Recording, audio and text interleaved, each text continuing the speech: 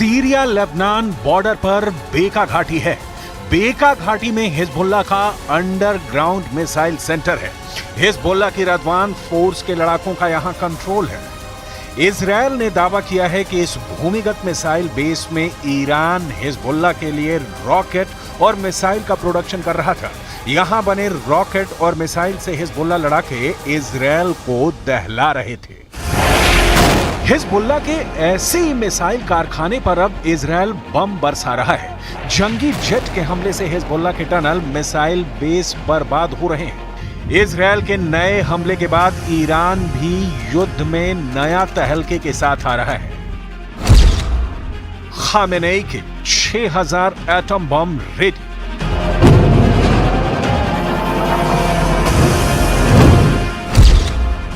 War zone में आया Iran का खुर्रम बम।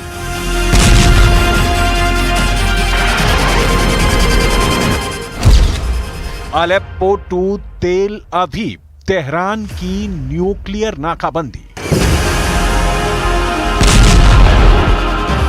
अगर ये युद्ध विराम है तो इससे भला तो युद्ध ही था।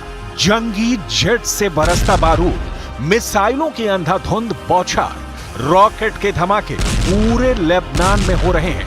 बेहिसाब बारूदी धमाके से 60 दिन के सीज फायर की धज्जियां उड़ाई गई हैं। पहले से कहीं ज्यादा भीषण और विनाशकारी हमले शुरू हो गए हैं। इजरायल के जंगी जेट लेबनान में बम बरसा रहे हैं। इजरायल के फाइटर ड्रोन बेरूत में फट रहे हैं। इजरायल की मिसाइलें हिजबुल्लाह के गढ़ को दहला रही हैं। नेतन्याहू ने हिजबुल्लाह पर धोखेबाजी का आरोप लगाकर इंटेंसिव युद्ध शुरू करने का ऐलान किया है, यानी ऐसी जंग जिसमें हिजबुल्लाह का पूरा सफाया होना तय है। नेतन्याहू ने पहले ही अल्टीमेटम दे रखा था कि अगर युद्ध विराम समझौते पर सही से अमल नहीं हुआ तो युद्ध की लिमिट क्रॉस होगी, जिसकी शुरुआत लेबनान के हसबाया में एयर स्ट्राइक से हुई है। दक्षिणी लेबनान में मीडियम रेंज रॉकेट की बौछार कर इजरायल ने हिजबुल्लाह के वॉर हेडक्वार्टर को तहस नहस कर डाला है। दक्षिणी लेबनान के खियाम में भी जोरदार धमाके सुनाई दे रहे हैं। इजरायल के तूफानी हमले की शुरुआत सीरिया फ्रंट से आई गुड न्यूज के बाद हुई है। सीरिया में ईरान को बहुत बड़ा नुकसान हुआ है, जिसकी डिटेल जानने से पहले ये देखिए कि ईरान सीरिया में मिले सेटबैक के बाद इस कदर आउट ऑफ कंट्रोल है कि उसने अपने एटमी प्रोग्राम को फुल फोर्स में आगे बढ़ा दिया है। न्यूज एजेंसी एएफपी की रिपोर्ट के मुताबिक संयुक्त राष्ट्र परमाणु एजेंसी ने पुष्टि की है कि ईरान ने एटम बम के ईंधन कहे जाने वाले यूरेनियम को समृद्ध करने के लिए लगभग 6000 नए सेंट्रीफ्यूज स्थापित करने जा रहा है। ईरान ने आईएईए को जानकारी दी है कि फोर्डो और नतांज में 6000 सेंट्रीफ्यूज लगाकर 5% तक यूरेनियम समृद्ध किया जाएगा। ये साल 2015 में तय की गई 3.6% सीमा से बहुत ज्यादा है। मतलब महाशक्तियों की धमकियों को नजरअंदाज कर ईरान एटम बम का प्रोडक्शन जारी रखे हुए है। ईरान इन एटम बमों को जल्द से जल्द वॉर जोन में उतार सकता है। जिस तरह ईरान को लगातार युद्ध में झटके लग रहे हैं, न्यूक्लियर हथियार का इस्तेमाल मजबूरी बनती जा रही है। लेबनान में हिजबुल्लाह को पीट रहे इजरायल को सीरिया फ्रंट पर बड़ी कामयाबी हाथ लगी है। सीरिया के विद्रोही गुटों ने टेलीग्राम चैनल पर दावा किया है कि तुर्की बॉर्डर पर इदलिब में सीरियाई राष्ट्रपति बशर अल असद की सेना को मार भगाया है। ये ऑपरेशन बशर अल असद के उस हमले का जवाब है जिसमें सीरियाई आर्मी ने अलेप्पो में 30 लोगों को मौत के घाट उतार दिया था। इस हमले के फौरन बाद विद्रोही लड़ाकों ने अलेप्पो में ऑपरेशन शुरू किया।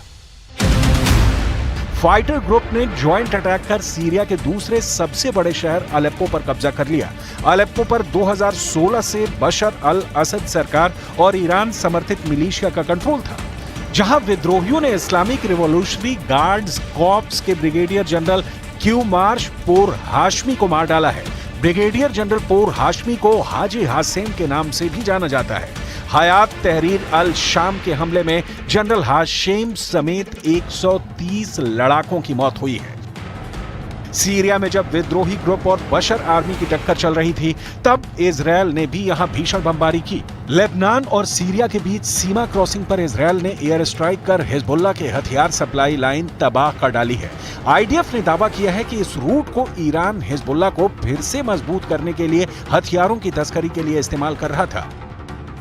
אנחנו מזהים שישנן רקטות ואמצעי לחימה נוספים שחיזבאללה משגר לשטח מדינת ישראל שיוצרו בסוריה והועברו לחיזבאללה מסוריה. אנחנו נתקוף כל ניסיון העברת אמצעי לחימה מסוריה לחיזבאללה ונתקוף כל תשתית שנזהה בסוריה שתכליתן לייצר אמצעי לחימה עבור חיזבאללה. हर मोर्चे पर ईरान कमजोर पड़ता जा रहा है। इजरायल इस वक्त का सही इस्तेमाल करने में जुटा है। नेतन्याहू आर्मी का प्राइम फोकस हिजबुल्लाह के उन हथियार फैक्ट्रियों को तबाह करना है जो ईरान की मदद से चल रही हैं। आईडीएफ का दावा है कि युद्ध विराम शुरू होने से ठीक पहले बेका घाटी में हिजबुल्लाह के मिसाइल सेंटर को बर्बाद किया गया है।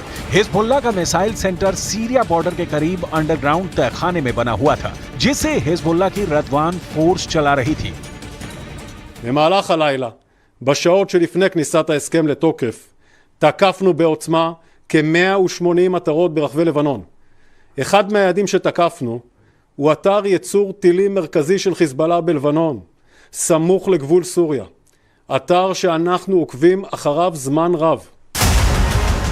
प्राइम मिनिस्टर नेतन्याहू ने सीज फायर के बीच में यह भी साफ कर रखा है कि हिजबुल्लाह की एक भी गलती अब पूरे लेबनान की तबाही की वजह बनेगी। ये धमकी ईरान, सीरिया और हिजबुल्लाह तीनों के लिए दी गई है। חיזבאללה יפר את הפסקת האש לא רק אם הוא יירה עלינו, הוא יפר את ההסכם גם כשהוא ינסה להתחמש כדי לירות עלינו בעתיד. על כל הפרה שלו נגיב בעוצמה. אז למה לעשות הפסקת אש עכשיו? नेतन्याहू का ये फाइनल अल्टीमेटम है। सभी दुश्मनों से इजरायल भिड़ने को तैयार है, तो ईरान की भी तैयारी कम नहीं है। ईरान एटमी युद्ध की तैयारी में है। एटम बम के कारखाने 24 घंटे 7 दिन एक्टिव हैं। न्यूक्लियर हमले का आगाज ईरान की तरफ से होगा। ये धमकी खुद खामेनेई ने दे रखी है। ईरान का पहला एटम बम तेल अवीव में गिरेगा या फिर अमेरिका के सैन्य अड्डे पर, ये क्लियर नहीं, लेकिन ईरान युद्ध को जीतने के लिए किसी भी हद तक जा सकता है।